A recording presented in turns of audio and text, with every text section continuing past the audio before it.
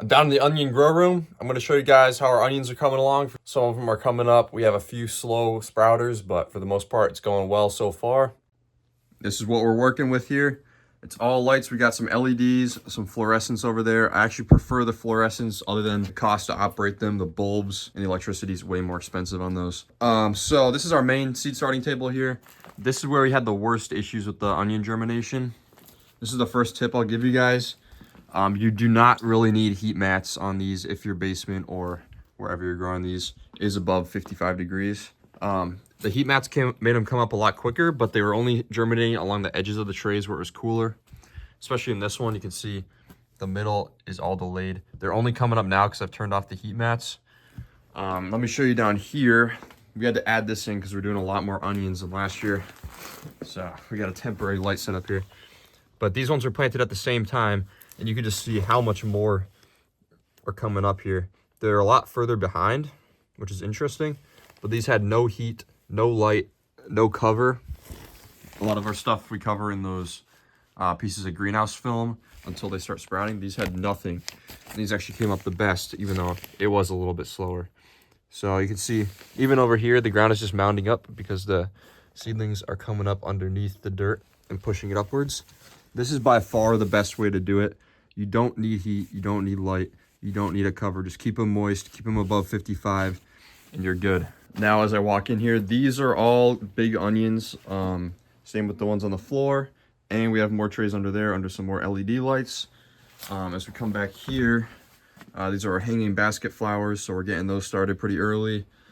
These are green onions or bunching onions, whatever you want to call those. And we got a few more of those along the edge here. And then we also have these pots that we sell at our farm stand. And I'm starting a few more of these. I planted these yesterday, so hopefully those come up quick as well. Altogether, everything is probably about 24,000 onions. But I would say as far as the big onions, the actual traditional round onions, we probably have 14 to 16,000 of those. The rest of them are these little green onions. And these are actually almost as profitable as the large ones, even though we grow a lot less of them. These are an amazing crop to have on your farm. They grow almost all season. You just plant them super early in the spring. When you have a lot of free time, you can harvest all summer. Once these all come up, once these sprouts are fully out of the soil, these will be moved out to our greenhouse, which I'll show you guys in 1 second. I also have these lights on 2 separate systems. So the temporary setup there and the main table are on one system. This runs for 12 hours. You do not want to go over 12 to 13 hours depending on your onion variety, or they will stunt themselves and start bulbing up because onions grow based on the daylight hours they receive. All right, coming out here to the greenhouses. These are both heated. There's the bigger one. This is a small one. Show you the inside. I'm getting all the hanging basket stuff ready in here, but we have these tables. We lay the trays on here.